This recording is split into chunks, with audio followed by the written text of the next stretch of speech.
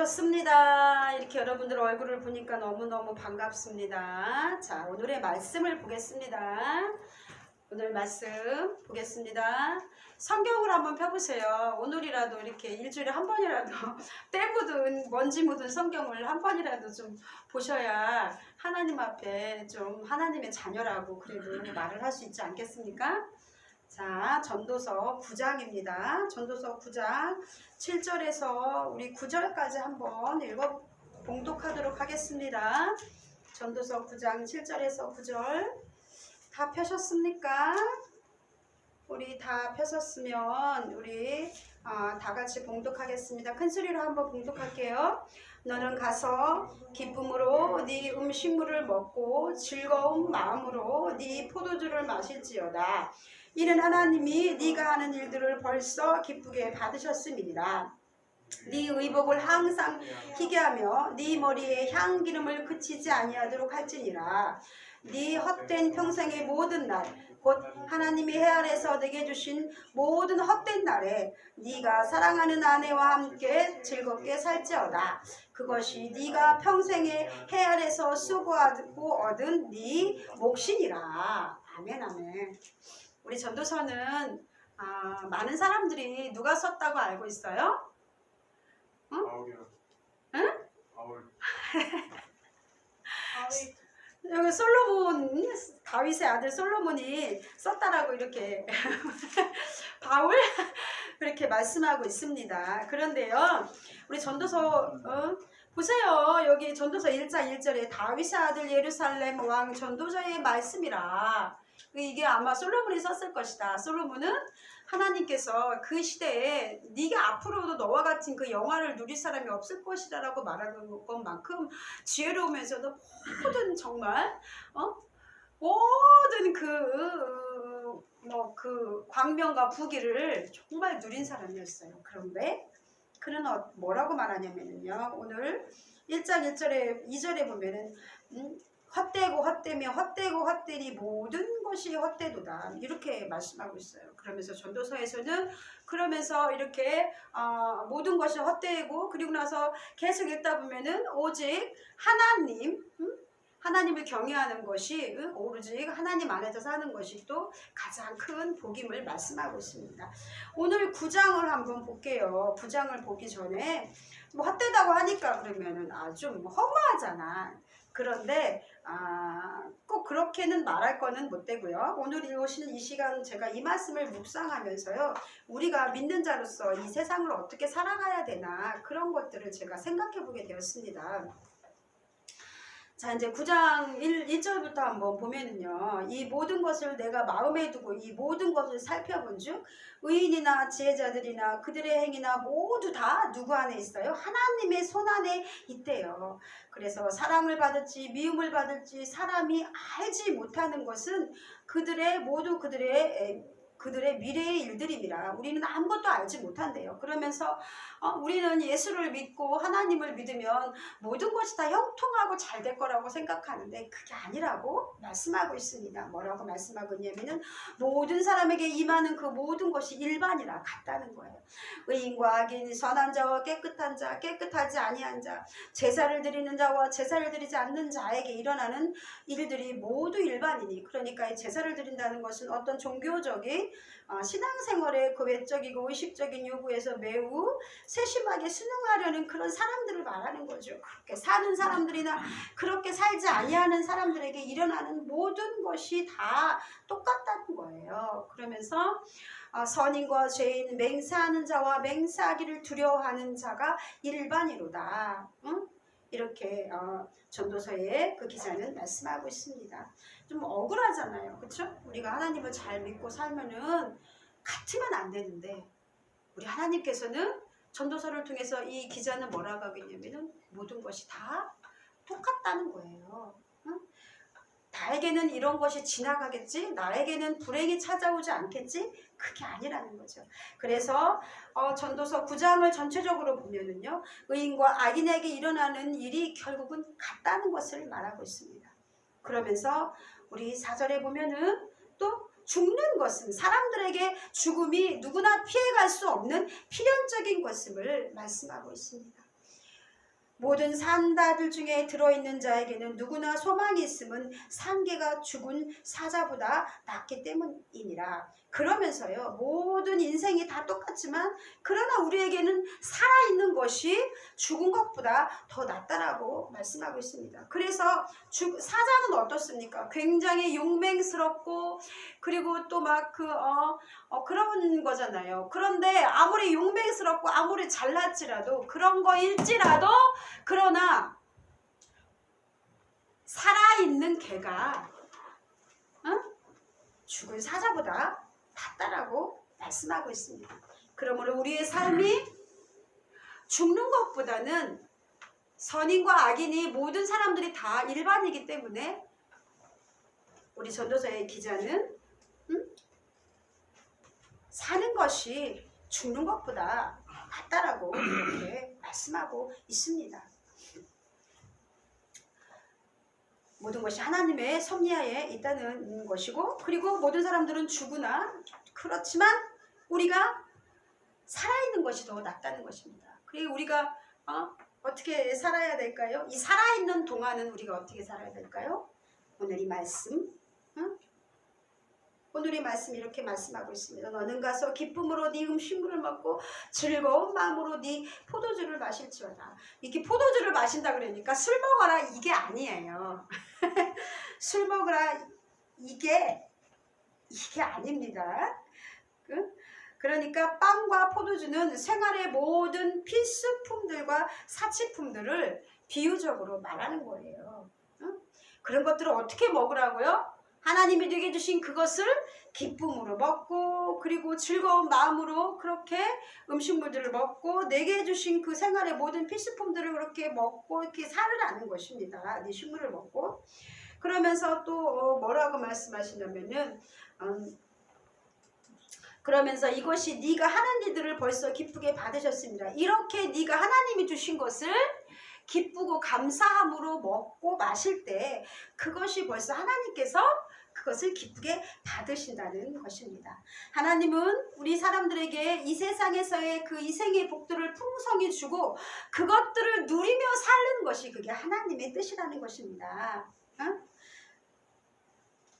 그런데 우리가 여기서만은 이제 그치면 안 돼요. 우리 먹고 마시고 노세 젊어서 노세 이렇게 만 살아야 된다 이런 것은 아닙니다. 그런데 또 한편 우리가 더 나아간다면은 우리들이 그것을 하나님께서 받은 이 복을 어떻게 자기를 기쁘게 하는데 먹고 마시는 것이 물론 중요하지만 그런 하나님께서 받은 그 모든 것을 자기를 기쁘게 하는데 사용했느냐 아니면은 불행하거나 또는 어떤 다른 사람들의 도움이 필요한 누군가를 위해서 우리가 그들의 필요를 채워주는데 썼느냐에 따라서 하나님께서 뒤에 설명하겠지만요. 의인과 악인들을 구별할 날이 온다는 것입니다. 근데 자꾸 앞에서만 이렇게 하니까 설교가 신경 쓰여요. 좀 집중해 들었으면 좋겠어요. 그러면서요. 또 뭐라고 말씀하고 있습니까? 네 의복을 항상 희게 하며 네 머리에 향기름을 그치지 아니하도록 할지니라. 그러니까 이제 여기 사람들은 흰옷을 어때 입었냐면은 명절 때 입었대요. 그러니까 네 의복을 항상 희게 한다는 것은 명절이 어떤 날이에요? 굉장히 즐거운 날이잖아요. 그러니까 그렇게 기쁘게 살라는 거예요. 기쁨과 즐거움의 상징을 말하고요.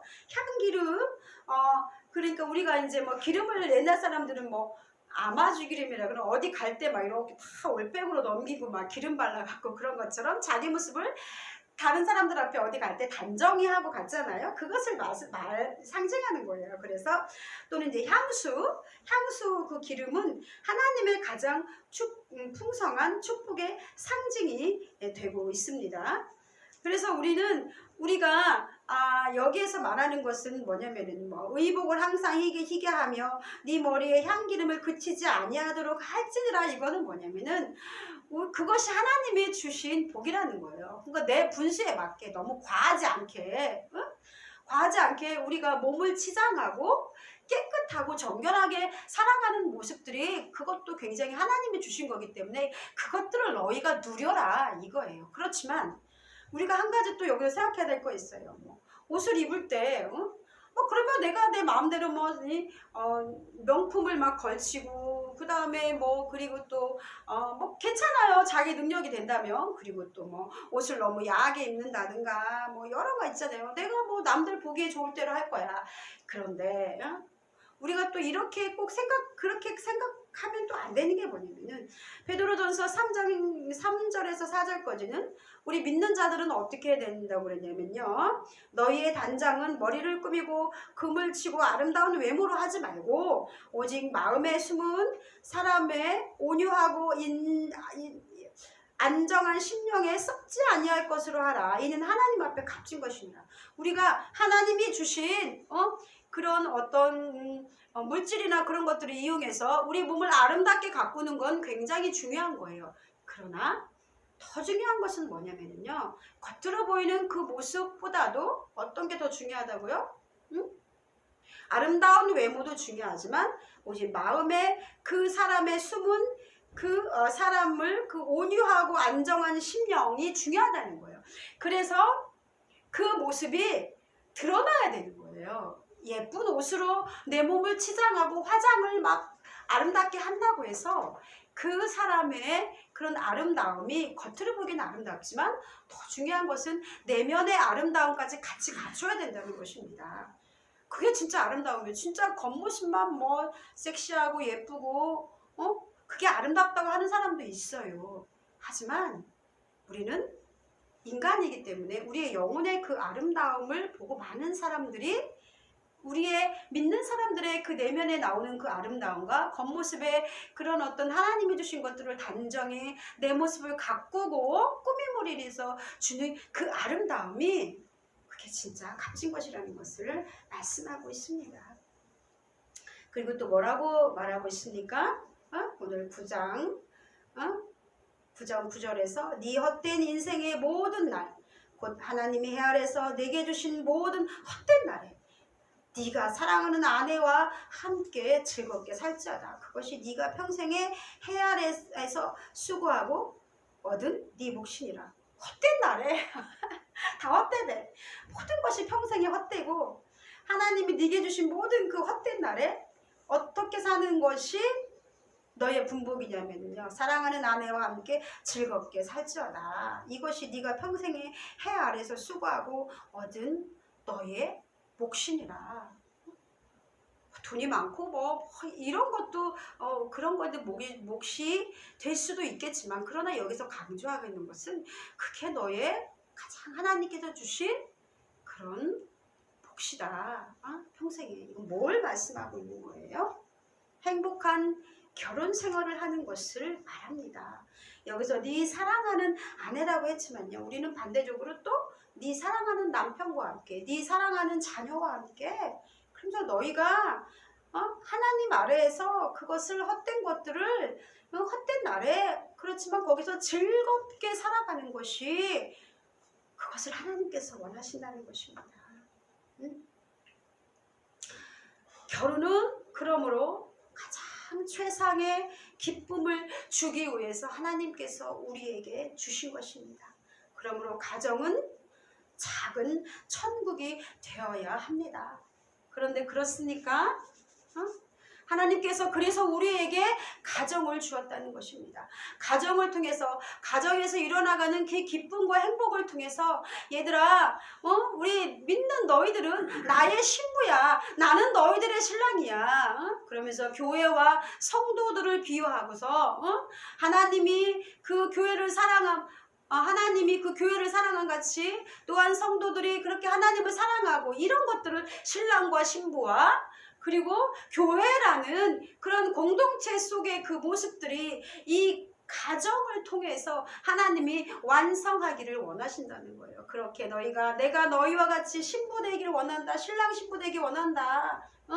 내가 너희들과 사랑하며 살기를 원한다. 그것이 너희 교회 안에 이루어지기 원한다. 그것이 너희 가정 안에 이루어지기 원한다. 그래서 하나님께서 그 모형으로 주신 것이 바로 가정인 것입니다. 우리는 그러므로 우리에게 그 행복한 결혼 생활을 하는 것은 하나님의 그 계획입니다. 우리가 꼭 그렇게 행복한 삶을 살기를 원하십니다. 하나님께서 주신 이 삶을, 우리는 이 특권을, 이 책임들을 충분히 이용하며 살아야 됩니다. 그런데 우리가 그렇습니까? 그렇지 않은 사람들이 더 많습니다. 그래서 우리는 지금부터 결혼하지 않은 사람들은 결혼을 위해서 기도해야 됩니다. 왜냐하면 우리가 부모를 떠나서 가정을 이루고 살아야 되는 시간들이 더 많기 때문입니다. 우리가 20대, 30대쯤 결혼한다고 하면 나머지 그 인생의 3분의 2 이상을 우리는 다른 사람과 가정을 이루면서 살아야 되기 때문입니다. 그래서 가정은 굉장히 중요하고 결혼을 위해서 기도하는 것은 이 여러분들이 하나님 앞에서 꼭 해야 될 일입니다. 그것은 하나님께서 우리를 행복하게, 나는 너를 행복하게 살기를 원해. 그러므로 네가 기도하기를 원한다. 너의 아내에 대해서, 반려자에 대해서 기도하기 원한다. 네 남편에 대해서 기도하기 안 한다. 미리미리 하나님 앞에 구하라는 거예요. 우리 결혼하지 아니한 분들 이 말씀을 아멘으로 받으시기 바랍니다. 이렇게 하나님께서 주신 이 가정, 천국을 이루어야 되는 이 가정이 행복하지 못하면 우리는 지옥과 다를 바 없습니다. 지옥에서 사는 것과 같습니다. 그렇게 수십 년을 지옥에서 하나님께서 이 세상을 즐겁게 살라고 주신 건데 우리가 가정생활에서 행복을 찾지 못한다면 우리가 어떤 즐거움으로 살아갈 수 있겠습니까? 그러므로 우리 전도서에서는 모든 것이 헛되지만 그러나 너희가 어떻게 살으라고요? 내가 사랑하는 아내와 함께, 네가 사랑하는 남편과 함께, 네가 사랑하는 가족과 함께 즐겁게 살지어다. 그것이 네가 평생의 헤아려서 수고하고 얻은 내 몫이니라라고 이렇게 말씀하고 있습니다. 그렇습니다. 베드로전서에 보면은요, 아내와 남편들에 대해서 우리 하나님께서 말씀하고 있는데 베드로전서 3장 7절에는 남편들아 이와 같이 지식을 따라 너희 아내와 동거하고 그를 더 연약한 그릇이요 또 생명의 은혜를 함께 이어받을 자도 알아 귀히 여기라. 이는 너희 기도가 막히지 아니하게 하려 함이니라. 이렇게 남편들에게 말씀하고 있고 또 아내들에게는 너는 남편에게 순종하라.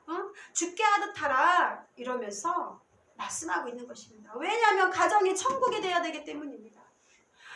그것이 하나님의 뜻이기 때문입니다. 그래서 우리는 네 탓이야 내 탓이야 이게 아니라 자신의 모습을 돌아보고 내 가정에 무엇인가 악이 되는 것이 있다면 내 가정의 행복을 방해하고 내 부부의 그런 자녀들 그런 틈에 들어가서 악한 것들이 우리를 불행하게 만들고 갈르게 만들고 가정을 깨는 그 어떤 것들 그 주변의 환경 그 어떤 것들 속에서 우리는 그 가정을 지켜내야 되는 것이 남편의 몫이고 아내의 몫이고 특별히 가장의 남편의 몫이라고 저는 말하고 싶습니다. 이것은 기분 나쁘게 듣지 마세요. 왜냐하면 하나님께서 머리로 세우셨기 때문입니다. 그래서 더 남편들은 하나님 앞에 지혜를 구해야 되고 역시 아내들 역시 하나님 앞에 지혜를 구해야 됨을 여러분들 오늘 이 시간 아멘으로 받으시기 바랍니다. 데살로니가서 5장 16절에서 18절에는요 이렇게 말씀하고 있어요. 항상 기뻐하라 쉬지 말고 기도하라 범사에 감사하라 이는 그리스도 예수 안에서 너희를 향한 하나님의 뜻이니라. 하나님의 뜻은요 우리가 불행하게 사는 것을 원하지 않아요. 기뻐하며 살아가길 원합니다. 기도하며 살아가길 원합니다. 그리고 감사하며 살아가길 원합니다. 이것이 하나님의 뜻이라는 것이에요. 그런데 우리가 가정 안에서 행복하지 않고 우리의 문제가 있으면 참 어렵죠. 그쵸? 그래서 우리는 서로 노력해야 돼요. 그리고 이렇게 살아가는 것이 하나님의 뜻임을 우리는 알아야 합니다. 오늘 제가 볼게요. 9장에 보면은요.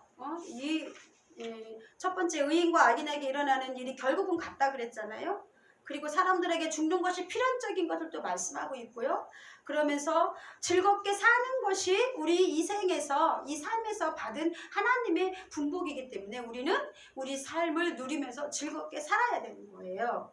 그리고 하나님의 섭리가 모든 것을 주장한다는 것을 말씀하고 있고요. 그리고 결국에는 지혜가 힘보다 더 낫다는 것을 이렇게 9장에서 말씀하고 있습니다. 그렇지만 우리가 잊지 말아야 될 것은 우리가 우리 삶을 즐겁게 누리고 살아야 되는 것은 당연하지만 그러나 그 끝에는 예수를 믿지 않는 자와 믿는 자, 의인과 악인의 심판이 있다는 것을 알아야 된다는 것입니다. 말라기 3장 3절에서 16절까지 한번 말씀 보겠습니다. 말라기 말씀, 여호와를 경외하는 자들에 대한 말씀인데요. 이렇게 말씀하고 있습니다. 제가 13장부터 읽어볼게요. 봉독해 볼게요.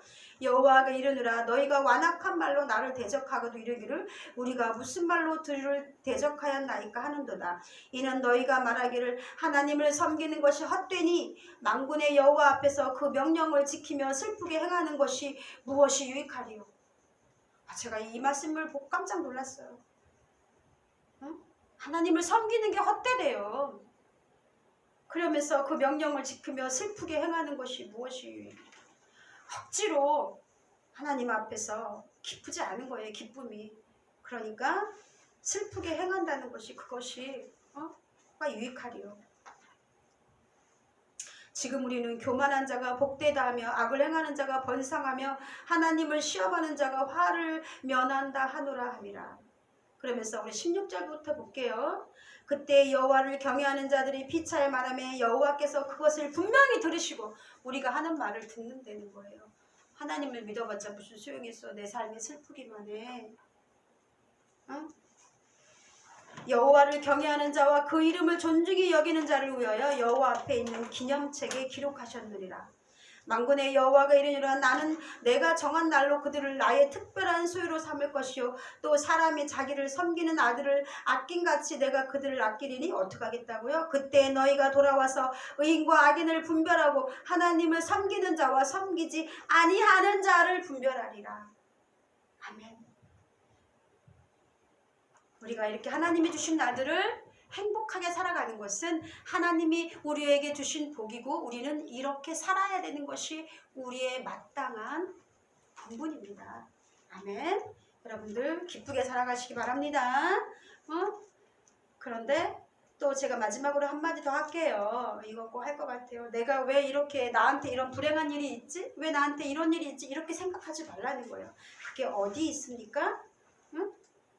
11절에 나와 있어요. 내가 해 아래에 다시 보니 빠른 경주자들이라고 선착하는 것이 아니며 용사들이라고 전쟁에 승리하는 것이 아니며 지혜자들이라고 음식물을 얻는 것도 아니고 명철자들이 재물을 얻는 것도 아니며 지식인이라고 은총을 잇는 것이 아니니 이는 시기와 기회는 그들 모두에게 임하니라. 그러니까 우리에게는 누구나가 불행이 임할 수 있다는 것입니다. 왜 나한테 이런 일들이 있지?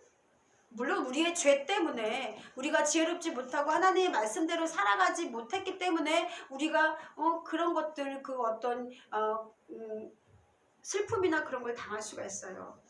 그런데 저는 오늘 이런 세월호 사건들을 보면 우리 주변에 아주 불행한 일들이 있잖아요. 거기 목사님 자녀들도 있었어요.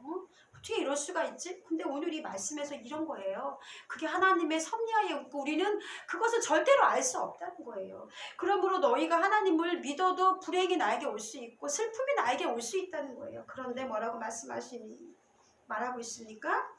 분명히 사람은 자기의 시기도 알지 못하느니 갑자기 온다는 거예요. 물고기들이 재난의 그물에 걸리고 물고기들이 자기들이 그물에 걸릴 줄 압니까? 새들이 올미에 걸림같이 인생들도 재앙의 날이 그들에게 호련히 임하면 거기에 걸리느니라.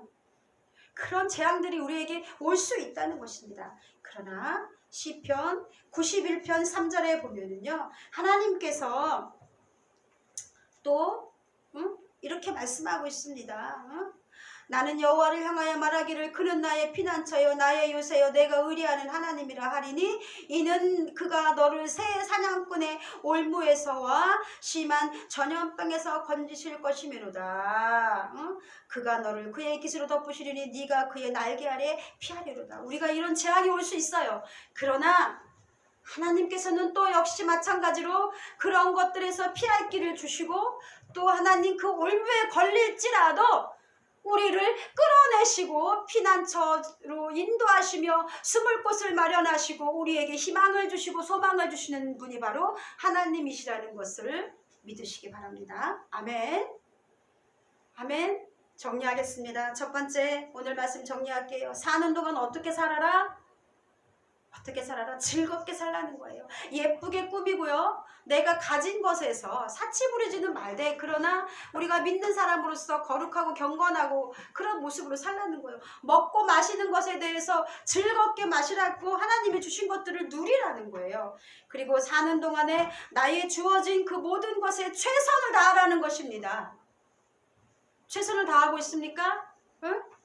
우리에게 놓여있는 이 삶을 너희는 그냥 악인이나 선인이나 다 사는 것이 비슷하고 모든 것이 다 비슷하지만 그러나 너희는 어떻게 살아야 된다는 거예요? 최선을 다해서 너의 삶을 살아내라는 것입니다. 모든 것이 헛되지만 그러나 우리는 그렇게 살아야 된다는 것입니다. 때로는 우리가 건강을 해칠 수 있습니다. 아무리 내가 열심히 살아도요. 하나님이 건강 허락하지 않고 내가 그것을 관리하지 않으면 그러면 약해질 수밖에 없습니다. 그럴 때 하나님께서는 잠시 스톱해라. 너 잠깐 멈춰라 그럽니다. 그 시간 너는 건강을 회복해야 돼. 그러면서 그 시간에 건강을 회복하기 위해 운동하고 쉬고 치료받고 이런 것도 굉장히 중요하다는 것입니다. 우리 삶에 그런 휴식을 하나님께서 때로는 주신다는 것을 잊지 마시기 바랍니다. 하나님의 허락하신 은혜를 날마다 경험하면서 하나님은 그러면서 살기를 원하시는 것입니다. 그리고 마지막으로 심판이 있습니다. 응? 그렇다고 모든 것을 내 즐겁게 내 멋대로 살아가는 것이 아닙니다. 그렇게 너희가 살아가지만 즐겁게 사는 것이 너희의 본분이고 몫이지만 그러나 심판이 있다는 것을 잊지 말아라. 하나님의 자녀들의 삶은 자신의 삶 속에서 하나님을 높이고 구별된 삶을 살아야 합니다. 하나님께서 분명히 심판이 있기 때문에 너희들은 이 세상을 감사함으로 살아가지만 그러나 너희는 하나님을 떠나서도 안 되고 버려서도 안 되고 그리고 심판의 때를 기다리면서 하나님의 자녀로 감사함으로 살아가라는 것입니다. 아멘. 믿습니까? 네, 여러분들 주님의 이름으로 축복합니다. 한 가족이요 건강하게 세워지는 것이 한 공동체를 건강하게 만들고 한 국가를 강건케 하기도 합니다. 여러분들 믿음의 삶을 살아가고 자녀들에게 신앙을 유산으로 물려줄 한 사람의 영향력은 굉장히 크고요. 그 한 사람의 그 영향력은 그 자녀들을 축복의 길로 인도하기도 하지만 한편 멸망당할 저주의 길로 인도하기도 합니다. 그러므로 저는 오늘 이 시간 마지막으로 하나님 앞에 소원합니다. 하나님 우리 자녀들을 주님의 잘 섬기는 자녀들로 세워주시옵소서. 건강한 가정으로 세워주시옵소서. 여러분들도 마찬가지죠. 자, 이런 것들을 소원하며 하나님께서 이루어주심을 기대하면서 살아가는 여러분 되기 바랍니다. 기도하겠습니다. 할렐루야. 하나님 아버지 감사드립니다. 하나님께서 주신 우리의 삶을 우리가 즐겁게 살기 원합니다. 날마다 감사함으로 살아가기 원합니다. 우리에게 감사가 없었습니까? 그렇다면 오늘 이 시간 회개합니다. 감사거리를 찾게 하시고 감사할 일들을 만들게 하시고 하나님이 주신 것들을 감사하며 하나님 아버지 우리가 올무에 빠졌을지라도 건져주실 하나님을 바라보고 하나님 이 세상에서 하나님 아버지 주신 것들을 감사히 여기며 아름다운 가정을 이루어 나가며 기쁘게 하나님을 찬양하고 경배하는 저희들이 되기 원합니다. 감사드리며 거룩하신 우리 주 예수 그리스도의 이름으로